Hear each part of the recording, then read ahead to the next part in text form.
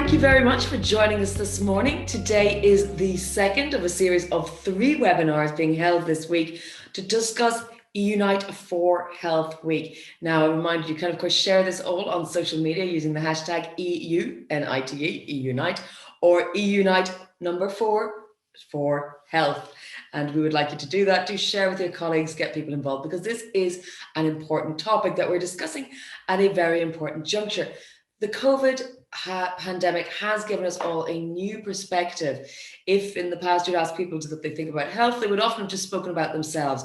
But now when you ask people about health, it's about society. And we want to talk about how a healthy society is a wealthy society. It's a well-off society. We can all build back better if we build together. Now, EUnite has been a newly formed organization with a really strong agenda to work on collaboration, data, and innovation in the health sector. Yesterday, we spoke about sustainability, about resilience, about collaboration. Today, the focus is going to be on data and digital, because those are the key tools that will make the future better. It's been founded by a bunch of stakeholders working together, but led by Novartis, and we will have an opening comment from a Novartis speaker. A bit of housekeeping. This event is being recorded, but you are very welcome to ask questions. Use the Q&A function, which you can find below you in the bottom of the screen. There's a little tag there. Please put your questions to our panelists in there. Be concise, be clear. If it's for a specific panelist, please do say so. But if it's for the panel in general, always happy to take those comments. This is a conversation, and we know we won't solve everything in 1 hour, but we will do our best to get to everything. With that, I would like to tell you that today, data and digital, it's a big question, and we're going to be talking about big data. So don't forget that. The panel is varied. They bring their own perspectives. They bring their own unique experience. So we're really, really pleased to welcome them. But I will ask you now to welcome, please, our opening speaker, who will give us a sort of setup about why today is important and why we're talking about this. Bartek Macia, who is the Head of Digital and Innovation at Novartis Oncology. Tell us why we are all here today, Bartek. I believe you can give it and really shed some light on this. Thank you, Jen, and good morning, everyone. It's my pleasure to welcome all the panelists and the entire audience into this second EUnite session during this EUnite week. We have kicked off the EUnite week yesterday with a great interactive conversation between the panelists and some great questions from the audience. And I would like to share a couple of thoughts from the yesterday session. So one, the part of the conversation was about breaking up silos, really removing the silos from the European level, country level, between different stakeholders to really come together and collaborate together in creation of the future healthcare ecosystem. And the second topic was around changing the perception of healthcare as a cost and looking at it as an investment, to really have that bigger picture in mind and look at it as part of the bigger macroeconomy, in the macroeconomic scale. So today we're going to go deeper into the digital and data and how digital and data and AI can really transform the healthcare ecosystem and help us build the healthcare ecosystem of the future. At the beginning of the year, the European Commission has released the Europe Beating Cancer Plan, the plan which is structured in 4 areas: prevention, early detection, diagnosis and treatment, and improving the patient's quality of life. All of these areas create an incredible opportunities for data and digital technologies to really deliver the value. We can only do that when we will be working together throughout the entire ecosystem. EUnite has been initiated by Novartis early this year to call on all stakeholders to come together, collaborate, and build the ecosystem of the future, which is sustainable, innovative, and powered by digital and data. It is within our hands to create that ecosystem of the future, which is based on trust and transparency. During the COVID-19, we realized how fragile our ecosystems are, but at the same time, we have experienced the rapid acceleration of the digital transformation. In a matter of weeks, digital and data solution has been created to tackle the health issues, the ongoing health issues, as well as providing the continuity of care. We have realized that solutions like telemedicine, home monitoring, virtual education has been created in a very short period of time. At the same time, we also learn how artificial intelligence solutions can support in the strengthening of the healthcare ecosystem. The accelerated vaccine production would have never been possible without the AI solutions. How can we move these AI models and AI solutions to other areas of the healthcare? How can we move it to the other diseases? And how can we make it really happen? AI is promising to revolutionize the healthcare, to truly transform the healthcare from being reactive to being proactive, predictive, and even preventive. Leveraging artificial intelligence and big data can help us tackle many health challenges. It can support us in removing the inequalities in the access to the healthcare. So all patients across the entire Europe can have an equal and early access to the healthcare. That's the promise of the AI and digital, to remove all those barriers. But there are some challenges. So availability of high quality, reliable AI solution depends really on the access to the significant amount of a high quality representative data. But at the moment in Europe, there are no clear rules around the AI and the big data, which cause some uncertainty. The three big challenges that we see at the moment is fragmentation, interoperability in the meaning of two different digital platforms, data platforms talking to each other, and standardization. There is no common standards for the healthcare data at the moment. Patients should be empowered to have more control over the data. And at the same time, the exchange of the healthcare records cross-border should be safe and secure. Fragmentation is one of the biggest roadblocks in Europe, but we can tackle it. We can tackle it by working, collaborating together between all different stakeholders. Harnessing the power of data in digital can transform the European healthcare system. It can really help us to improve the patient's quality of life. It can help us to increase the capacity of the healthcare systems, and it can improve the connectivity between patients, professional, and healthcare systems. By working together, we can really create the healthcare ecosystem of the future, which is future-proof and which is resilient.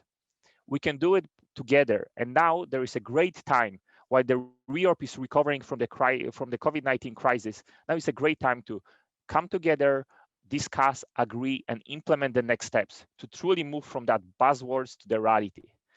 With that, I'm really looking forward to our interactive conversation and hearing the perspective of our great panelists. Jen, back to you.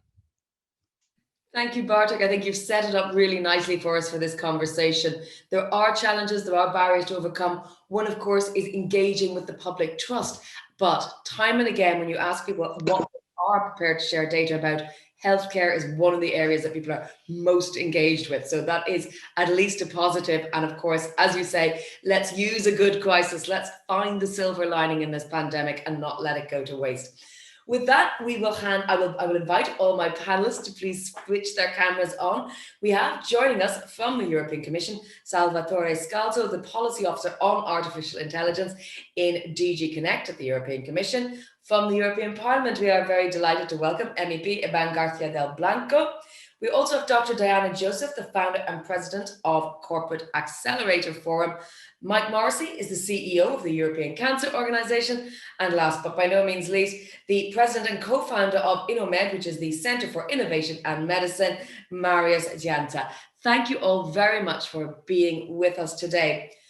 Salvatore, let me start with you and dive straight in and ask how you believe the EU can ensure ethical and safe applications of AI in healthcare, while at the same time fostering the innovation that we spoke about yesterday and the competitiveness that we need in order for good, strong AI.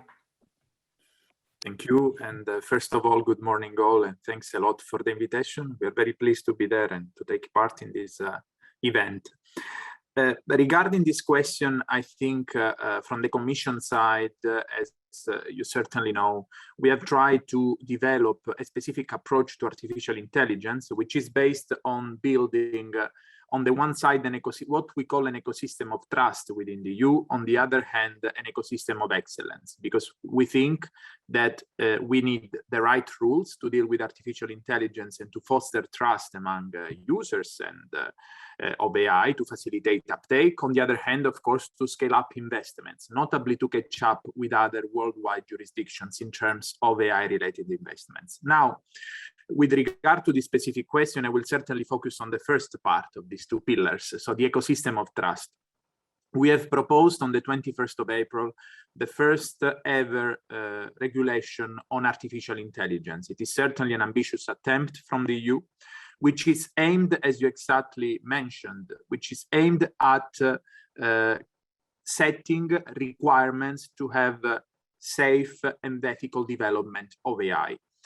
In particular, we have tried to translate this to very complex concepts, both safety and fundamental right protections, into a set of specific requirements that AI applications would be expected to comply with within the EU. Just to mention some, but the most important, there are requirements on data quality, requirements on human oversight, record keeping, technical documentation, but also accuracy, robustness, and cybersecurity. These would be essential requirements that would make our AI systems, and notably the high-risk AI systems, more safe, but also more fitting for protecting our core values and fundamental rights. Let me say, because I think you raise also an important point, not the importance of not stifling innovation. Certainly that was one of our concerns when setting this framework. We wanted to have a risk-based approach and proportionate rules. I want really to highlight these two concepts. On the one hand, with regard to the risk-based approach, we wanted only to target AI systems which are to be considered as high risk. So we set requirements to define high risks, and we, let's say, identified a set of AI systems which are actually the minority on the market. So the large majority of AI systems will not be subject to rules, at least in the intention of the Commission, but there is a subset of high-risk AI systems which pose fundamental threats to safety, fundamental rights, for which rules should be applicable. The second point is about proportionate rules, and here I come specifically to the health sector. We know that within the health sector, we have already sectorial legislation, for example, on medical devices, just to mention the most critical example, notably with regard to AI, which is used for treatment or diagnosis. So very, very, very important AI in the medical sector. That is already a sectorial legislation. So what we wanted to do is to avoid any duplication, but facilitate a full integration between the new AI regulation and the existing sectorial legislation like medical devices. So just, let's say, no duplication of conformity assessment, no duplication of governance systems, but just a few more targeted requirements specifically for AI, which in our view are proportionate, but by creating trust on the market are going to facilitate uptake and therefore to help good innovators and help the market to grow. So that is in a nutshell what is the project from the Commission side and why we think that it is also a proportionate and balanced one. Thank you very much, Salvatore. That was quite a quick whistle-stop tour through what is quite a comprehensive piece of regulation. Let's turn now to the Parliament, Ivan, and bring you in. Salvatore there has talked to us about the proposal that has come from the Commission, which is based on this pyramid of risk. Some things are very high risk, some things like, for example, predictive text are clearly not. But when we talk about healthcare, we're talking about very sensitive personal data here. So can you tell me a little bit about why we need an ethical approach, why we need to be maybe circumspect about what we do with AI? Good morning.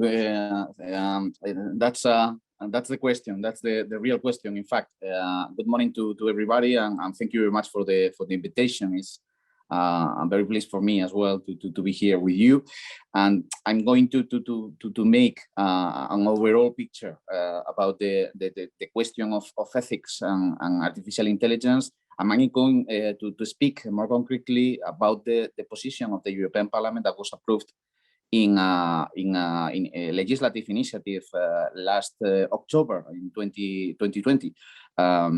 We are working, in fact, in this moment on the proposal by the Commission, but our position is more or less summarized in this proposal. In this regard, Europe, the European Parliament wants to pioneer the legal establishment of an ethical threshold that both aspects, European citizens from protects European citizens from the possible adversities that technological evolution entails, and provides an added value of trust to European AI in the world. The two speakers before me spoke about the question not to stifle the innovation. This is the the key point. We are trying to make a middle point between risks and between the development of this innovation, because we can't forget that we are the European Union. We have serious values that we can't avoid or we can't forget in any issue. A regulation applicable to both, as I said, AI developed in Europe or willing to operate in the Union, and with the aim of becoming a basic framework shared throughout the world on the mandatory requirements in the development and use of these technologies. That was our intention. From the European Parliament, the aim of our proposal was to ensure a regulation that encompassed both the opportunities and the risks, as I said. Therefore, we call for a flexible and future-proof regulation that increases the trust on technologies, because it is ensured that they serve the public good and citizens' wellness. I'm particularly proud that our proposal was of inspiration for the proposal of the AI Act, more recently proposed by the European Commission. The main lines of our proposal are, or was, an ethical AI with human-centric values. From a regulatory point of view, it is clear that the Union understands the need to establish a demanding framework for safeguarding citizens' rights, as well as essential principles contained in the European Charter of Fundamental Rights. A human-centered AI shall respect human dignity, human autonomy, and human safety, the fundamental rights and European legislation. And from the Parliament side, we assert also the need for public participation that safeguards objectives beyond the possible economic profitably, so that the measurable aspects in terms of social profitably are also the subject of research and development. Better public services, social responsibility, environmental sustainability, gender equality, intellectual rights protection. I think this aspect understands very well from the perspective of healthcare and the rights that are entailed in the management of healthcare. Another of the features of our proposal was high-risk technologies and requirements. Commission made its own proposal. We made, I think, a bit broader structure of risks and a bit broader, and I think a bit bigger as well, of requirements and possibilities to operators in this regard. We are trying to balance our proposal with the proposal of the Commission. Another thing that is important, that I'm going through your question, that data ethical requirements. As I mentioned, the data used or produced by AI must comply with ethical standards to ensure fairness and non-discrimination and guarantee the protection of privacy and personal data. It is essential that any data-related system can explain their decision-making process in a way that their results are clear, traceable, and transparent. Only by doing so, we will be able to build up the trust needed for the citizens and the businesses to obtain the most out of it.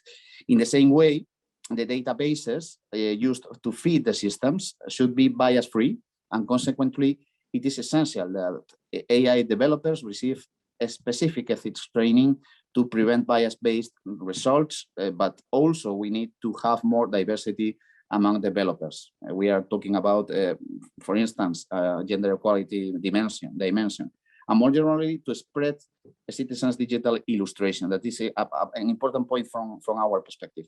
Additional personal data, including biometric data, should be gathered, stored, and processed, guaranteeing privacy, notably in compliance with European regulation as GDPR. We can't forget that we have a broader framework, even broader than the AI regulation itself. It is crucial to combine the need to create common interoperable Europe data spaces that are indispensable for the development of AI technologies, and at the same time ensure the protection of personal data according to the highest standards. The inclusion of the ethical principles in the development and deployment of use of AI technologies and in the data used or produced by them would contribute to frame the future regulation within the observance of European values and empower citizens across the continent. We are working in this moment, you have to know, and you know it very well, I assume, we are working in this moment in a special committee on artificial intelligence called by the acronyms AIDA, that is so funny as acronyms, and we dedicated a concrete space about healthcare.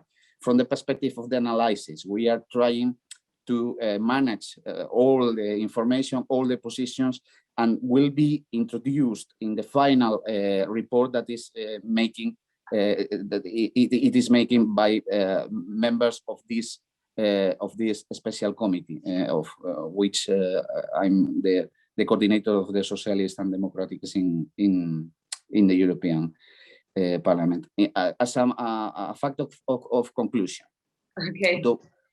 To end up, AIDA, our special committee, will submit to the standing committees an evaluation defining common European Union objectives in the medium and long term, and include the major steps needed to reach them. Meanwhile, the Parliament has started their work as co-legislator to inform the AI Act proposed by the European Commission. We have to, as I started at the beginning, we have to strike the right balance between risks and between the opportunities that we have to grab. We have no other choice. In this regard, we are trying to work. We are trying to keep a constant dialogue with stakeholders, like today is an important example. And don't hesitate. That is my final statement. Don't hesitate to translate. To give us all your feedback about our ongoing work and our line and mood in some of the approaches to some issues that are quite concrete and even broader than a general framework itself. And I finish now. Be quiet. Thank you very much. Because you've covered the whole AI ecosystem in general, and I want to bring it back more specifically to the healthcare area, because AI, there are reasons, for legitimate reasons for people to be fearful, but AI also offers us an opportunity. There are, as you mentioned about bias, there are pre-existing biases in healthcare, there are pre-existing imbalances where those who are the least advantaged get the least good care. And one of the things that AI and data may be able to do for us is actually redress some of those imbalances. So Diana, let me come to you next and tell me about what corporates can do to help in the digital innovation space, and why. What are the benefits, what are the potential benefits, specifically with regard to healthcare? Sure. So I'll talk about what corporates can do specifically, and also about the framework that we use to think about innovation capacity overall. So let me start there, and I'll bring in the corporate piece as well. You mentioned I lead the Corporate Accelerator Forum. We deliver the tools, insights, relationships, and stories that corporates need to unlock open innovation. I'm also an innovation consultant, and I write for the Journal of Commercial Biotechnology. And in that journal, we recently published a paper specifically about what corporates can do in this space. And I wrote with my colleagues, Michael Mangold and Sue Wyndham-Bannister. Sue was the CEO of the Massachusetts Life Sciences Institute. That's the organization that was handed the $1 billion to transform Boston into a life sciences hub. And as everyone knows, that effort has been rather successful. The framework that Sue brought to that work is about innovation capacity. We talk about 5 enablers. One is academic culture. So both in terms of scholarship and in terms of driving toward translation. The second is entrepreneurial culture. So here we're talking about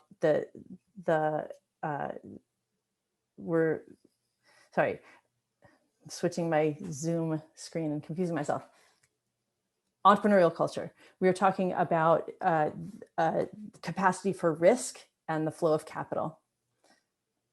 Infrastructure, here we're talking about lab space, manufacturing space, equipment, the physical things needed for high functioning innovation space region.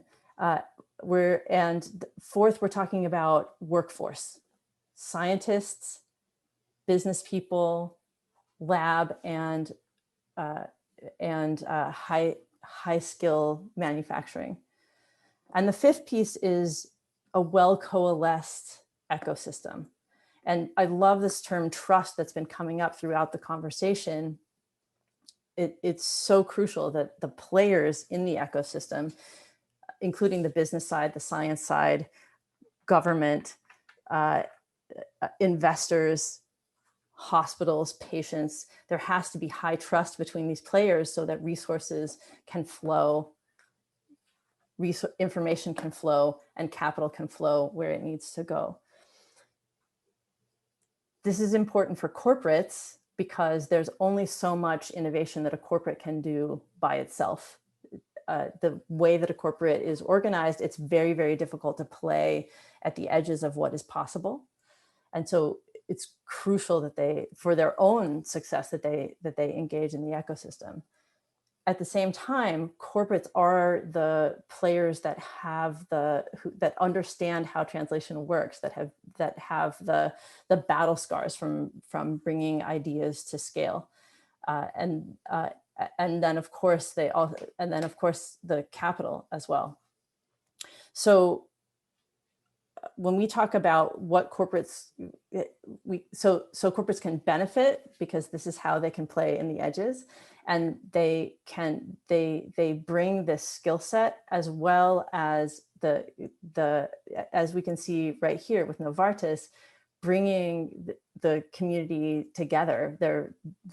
This high level of motivation to engage in the ecosystem makes them top-notch conveners. So I really appreciate what Novartis is doing in this space to make to raise the innovation capacity, make that well coalesced ecosystem happen, and really take on that responsibility where corporates can lead. Thank you, Dan. I appreciate you're talking from the point of view of a wider, broader perspective. We've been talking a little bit too much about the EU AI proposals, which is very much down in the weeds. But I want to bring in Mike now. Mike, you're from the European Cancer Organization. So, I mean, are you frustrated that things are moving too slowly, as is often the case with legislation? And even as Diana says, although corporates may have the financing capacity and the will to do more, it does move a little bit slowly, doesn't it? Well, you should know by now, Jen, that I'm a glass half full person, and I always try and be optimistic with all of these things. I mean, I'm here for the European Cancer Organization. We're a federation, as you know, of oncology societies, patient groups, and we also have Community 365, which is a coalition of charities, foundations, and the healthcare industry. And we have a digital health network where all of those groups work together, including many people on the call. And we actually think that that's part of the solution. We're in the business of trying to recommend solutions to the Commission about how to keep the pace and how to build the momentum around the cancer mission, the Beating Cancer Plan, in particular in the area of digital health. And sometimes we don't think we've got the right people in the room. I mean, a lot's been said already about having patients in the room discussing this stuff. But the healthcare industry needs to be in the room. They're oftentimes the people are going to be delivering some of this innovation, and they've got great ideas. Oncologists, pharmacists, nurses, they need to be in the room too. They know what they're talking about. They're on the ground and they know where the gaps are. So, and where the opportunities are. So sometimes our frustration is not having the right people in the room. I think another aspect of this, which I think is really interesting, and Bartek, of course, did a fantastic presentation at the beginning, leaving very little for anyone else to say, but COVID shone a light on every area of life, right? But on healthcare and on the opportunities for technology and data, it's huge. I mean, we didn't have reliable data during COVID. And so decisions were being made by healthcare system leaders based on this stuff. So there were examples, actually. There was the DataCan piece of research in the UK, which in a short space of time changed the UK government's policy on COVID. That is the kind of data, real-time data, that we need in our systems, because anything else is 2 years old. I was talking to one health ministry the other day about COVID, and they said, well, we'll find out what happened in 2 years when the registry reports back.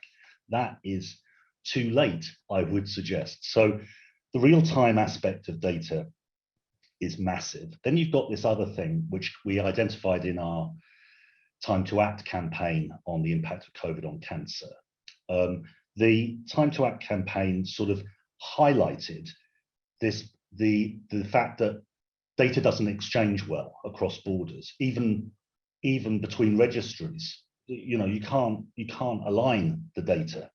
So there's got to be a lot more effort put into making sure that whatever all these initiatives are, systems are talking to each other. And that's why we're kind of excited about the initiative, the European Cancer Patient Digital Centre, because we think that, and this is our network talking, not Mike Morrissey talking, we think that presents a real opportunity to say, look, we've got the potential here of sharing data, getting over the GDPR hurdles for the benefit of patients in real time, that a doctor might be able to see across borders, patients of that age with that tumor type, what's worked, what hasn't, across Europe. That's got to be to the benefit of every patient in Europe if we could have a digital center like that. And being able to predict which patients are more likely to have cancer, what is the most efficient way of treating someone at that age with that tumor type. We think all of this, and the standardization of data, as Bartek already mentioned in his intro, all of that there is there for the grabbing if we want it to be what we would call on Salvatore, all of the MEPs, everybody involved in this, Commission, of course, is to work together, all of the constituents together. Number one, patient advocates have to be involved in every aspect of this. And we can do this, we can deliver it, we can deliver against the Beating Cancer Plan and the Cancer Mission in a short space of time if we have that momentum and collaboration.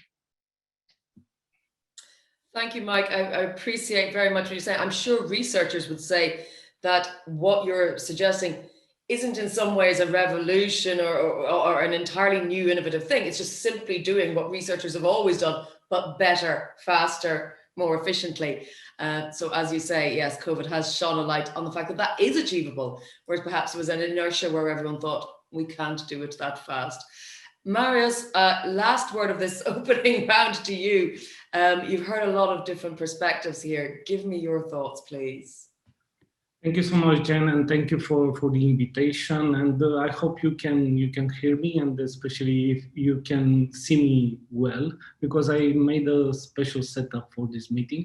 I use a professional video camera with a 4K resolution, actually to be in line with the topic of today, harnessing the power of big data and AI.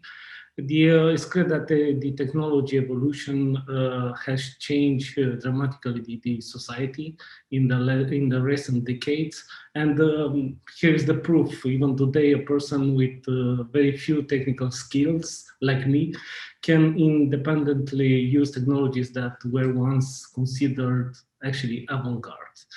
Technology and data has increased the resolution actually at the society level.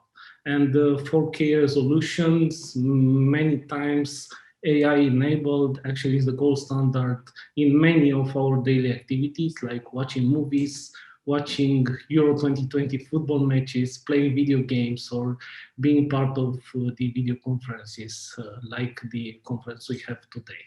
But the question is, can we say the same about health, about the health system? And the answer is probably not.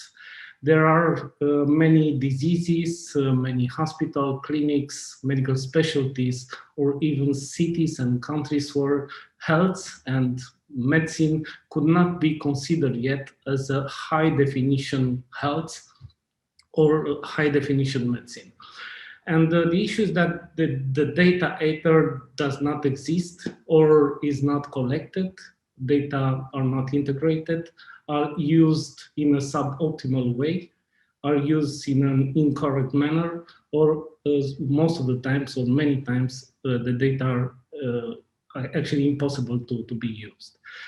If an analysis of the determinants of health show us actually how great the potential of the health data and the non-biased AI is, and how little we use actually from the data we already produce or we could produce as a society. And we all know that the health of an individual is influenced by physical environment in 7%. And we all know that there's a lack of connection between the measurements regarding the physical environment and traditional healthcare sector. The health is influenced by the medical care in 11%. And usually we refer to this chapter when we discuss about data and technology in medicine, and especially in relation with the registries and electronic health records, telemedicine, e-prescription, and sometimes to AI. Another factor or other factors are genetics and biology, 22%. And this is in relation mainly with the next generation sequencing and omics. And yes, indeed, we started, especially in oncology, to discuss more about the role of genomics and omics and data and AI in this field. But I think most important is that 24% of the health of an individual is determined by social circumstances that are not captured actually at the health system level. And 36% is due to individual behavior. In other words, attitude, perceptions, and cultural factor that play a great role actually in relation to health. And on this topic on the behavior, we measured here in Romania and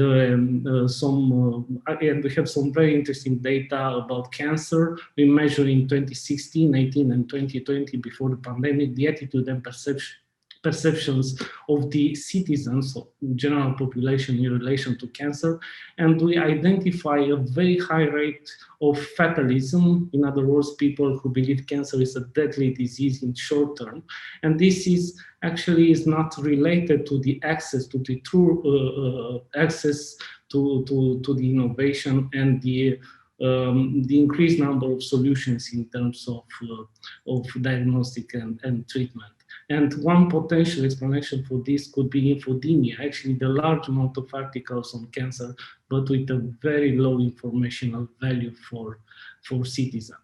To conclude, indeed, the collaboration is the key. We should be able to connect the Beating European Cancer Plan and Cancer Mission with the green and digital transition, the two top priorities at the EU level. And I think the determinants of health that I explained should be also the determinants of the health ecosystems. Thank you, Marius. Now, we've taken up a lot of time already because I'm very conscious that it's an hour is a really short length of time. I see there's a couple of questions come in, both referring to the GDPR, the General Data Protection Regulation, as a potential barrier. So perhaps now is a good time to dispel some myths on that. The GDPR is there as a protection, but shouldn't actually be a barrier if people opt in. And this is one of the things we see in survey after survey, that if you ask people whether they're willing to share their data for something like the greater good, like battling cancer or like combating a pandemic, they're actually very prepared to opt into that. Salvatore, from a commission point of view, looking at legislation, how do you ensure that rules like this are not always perceived as a barrier if they aren't? And how do you make sure that they're not a barrier if they might be?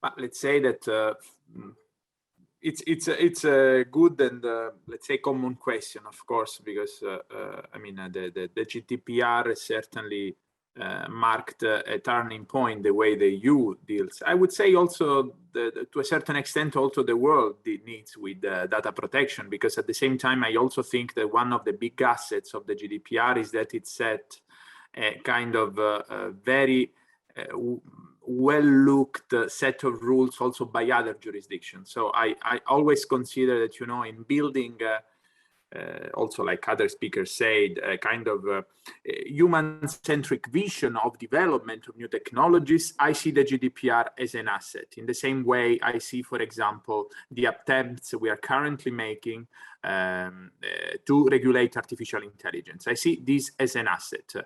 And when we have designed also the AI framework, but also the same goes also for the Health Data Space Initiative, which has been mentioned by some of the speakers. We look, of course, I mean, we take for granted that those pieces of regulation shall be without prejudices to the GDPR, because they shall be, let's say, they shall be built taking into full account what are the rules related to GDPR. Then let's say I also saw the reference, like in all pieces of legislation, I think that, and the same will be for AI regulation, it is extremely important. I've seen also this because I worked also in the medical device sector for many years implementing the new regulations. It is extremely important that at the moment of the implementation, the parties come together. For example, I read in the question that was just posted in the chat, what about if national authorities interpret that, you know, in a more flexible manner? But for me, it is important that the issues of implementation are targeted together at the EU level, but all parties involved. And all these pieces of legislation foresee mechanisms at the EU level to try to steer and harmonize the way they see things in terms of how to implement and apply the rules. And this is for me essential. So it is essential that there are boards at the EU level that include all the national competent authorities in creating and steering implementation. It is important that dialogue is carried out on a continuous basis with stakeholders, also, for example, when issuing relevant guidance on how to apply certain rules. From the AI perspective, I can say that we have looked at all this because we envisage the creation of a European Artificial Intelligence Board to steer harmonized and reasonable implementation. Let me use also the word reasonable at the EU level. And we also envisage continuous involvement of stakeholders. One last point on this is standardization. And I want to highlight that it has been mentioned by one of the speakers as a big challenge. I think the initial introduction by the Novartis representative rightly pointed out that there is also a lack of standards, for example, with regard to data. And though artificial intelligence has been targeted by some standardization organizations, of course, we are just at the foundational stage. I think standardization is key in that respect. It is key at the EU level, at the international level. It will be key also to support the AI framework, and we need that all parties are involved in setting concrete and operational rules in standardization, so including stakeholders and regulators.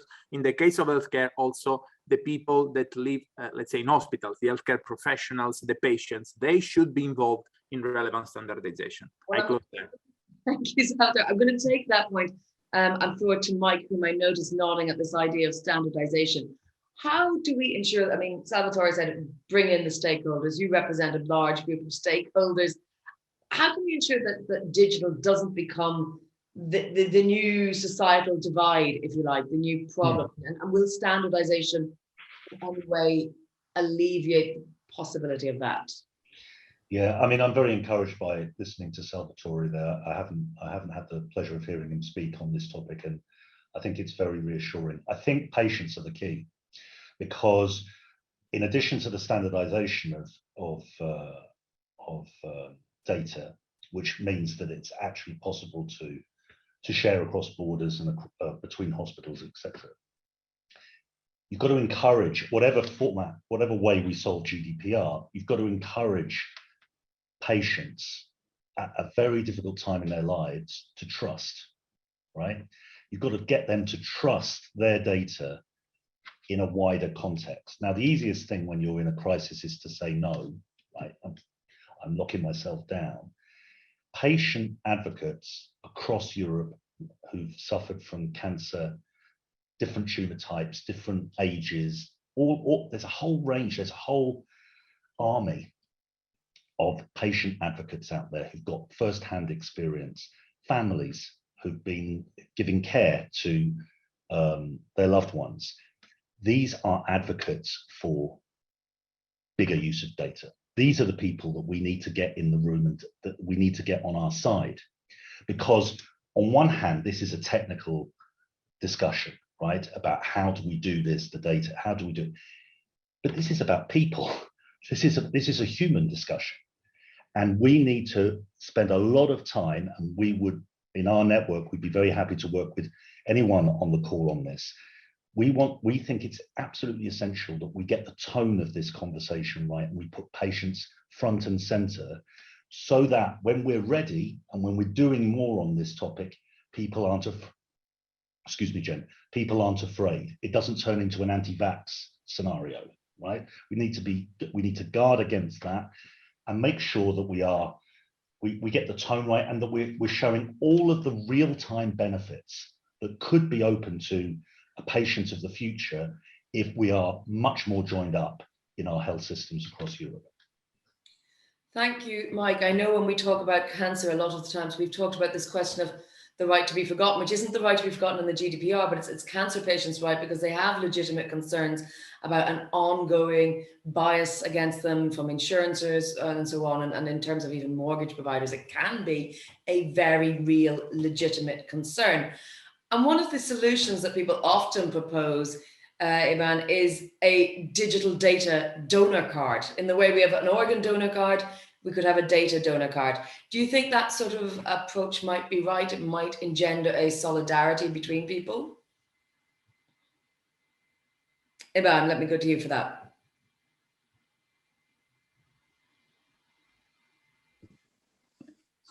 Are you asking to me, because I didn't understand? So sorry. I don't know. That's a good point. I think it's the key point, as the speaker before said. We need to show a total environment of trust, a trustworthy framework. In this regard, I think it's the only way to make people be confident in the system itself, and be amiable with the sharing of their own experiences and situations. But I don't know what could be the exact the concrete tool to use. But let me take advantage of this moment, because I totally agree with the things that Salvatore said. I think he's absolutely right. But at the same time, we think that we need to enhance the governance body. We need to enhance the proposal of governance, because we are talking about two reglaments when we are discussing today, GDPR and the proposal of artificial intelligence reglement. In this regard, I think the things are absolutely mandatory. There are a basic framework that is absolutely mandatory for member states. There is no interpretation possible in this.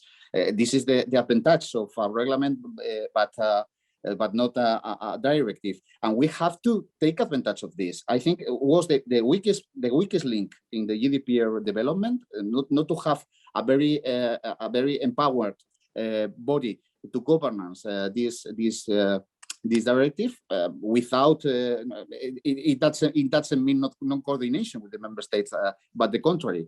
And I think that we need the same to develop this legislation about artificial intelligence, from my perspective, is the weakest link of the Commission proposal for this.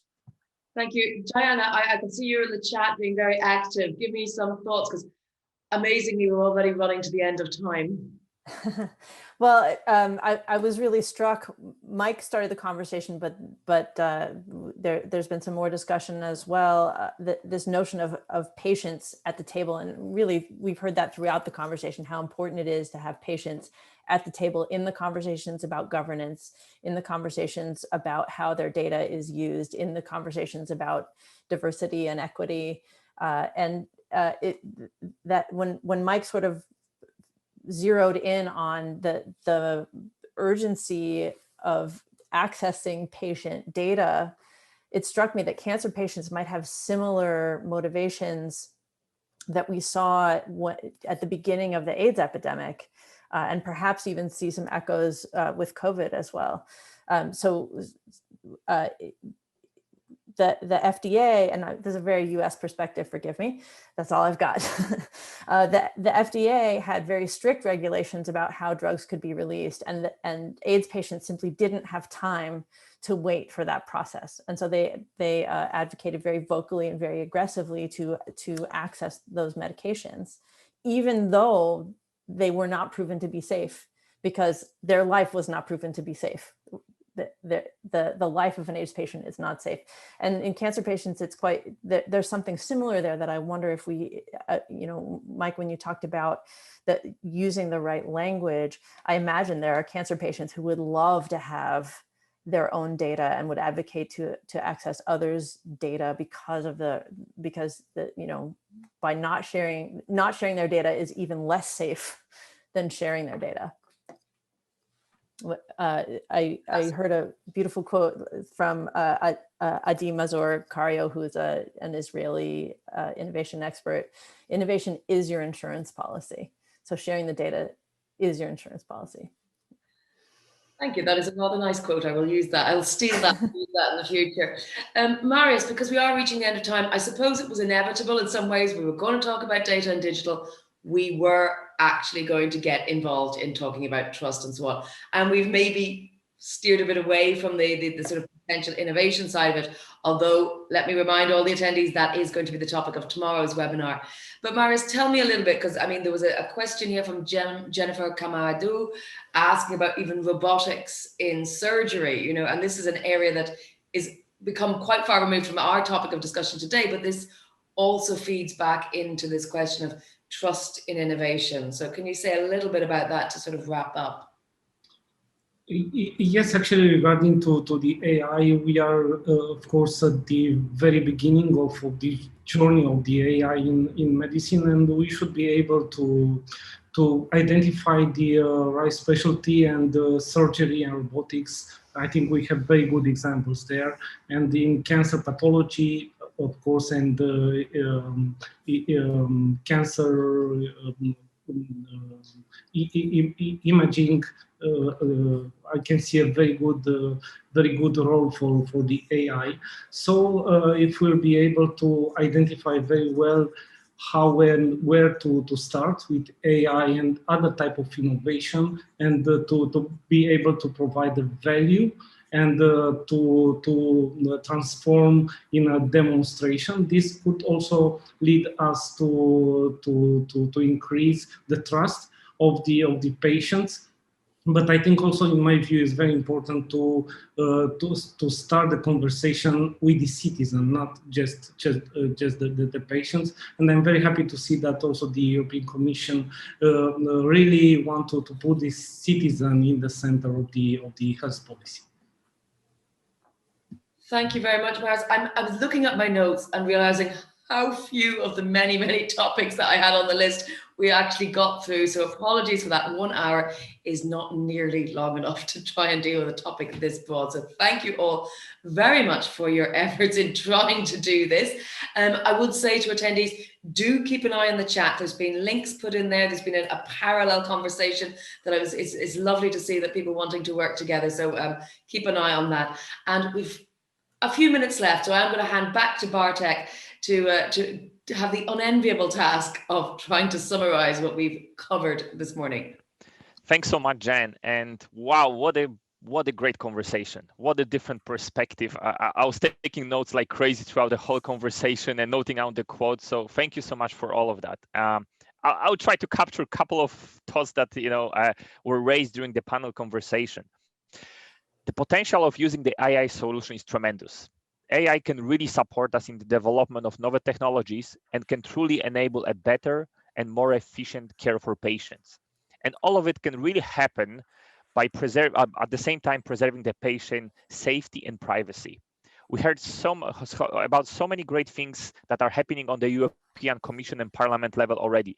Salvador was talking about the first regulations coming from the European Commission on the AI, about building that ecosystem of trust in the space of AI. From Iban, we heard as well about the special commission that is formed on the European Parliament level to work in that space with the very strong focus on the ethical AI solutions, on the making sure that we have a compliance in the data ethical compliance regulations. And to really kind of harvest that potential of the AI, we need that well-balanced risk-based policy, which is crucial to reflect the benefits as well as the risk of the application of the AI. We heard from Diana about the innovation concept of the innovation capacity and that wider ecosystem perspective. And wow, what a powerful quote. Sharing data is like an insurance policy. This is extremely powerful, Diana. Marius, thank you so much for kind of raising the factors of the influence of the data and digital in the various elements. And also you kind of re-emphasize that point of making sure that we connect the European Beating Cancer Plan with the digital transformation. And Mike, you show us that European Cancer Organization is doing already so much, is bringing so many ideas and recommendations to the European Commission.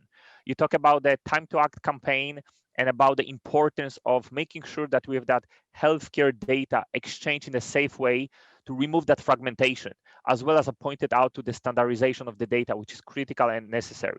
And there are initiatives like European Cancer Patient Digital Center, which are tackle of it. Collaboration is necessary in the entire healthcare sector. We should all be working in that one ecosystem, national governments, industry, patients organization, listening to the voice of the patients, nurses, pharmacists, as well as, of course, the EU policymakers. And we all should have that patient in the center of everything what we do, patient in mind. We should all be aiming a common goal of delivering the safe medicine and treatments to all European citizens who need them. And EUnite is the movement which is really aiming to boost that sustainability and efficiency in all healthcare systems across the entire Europe.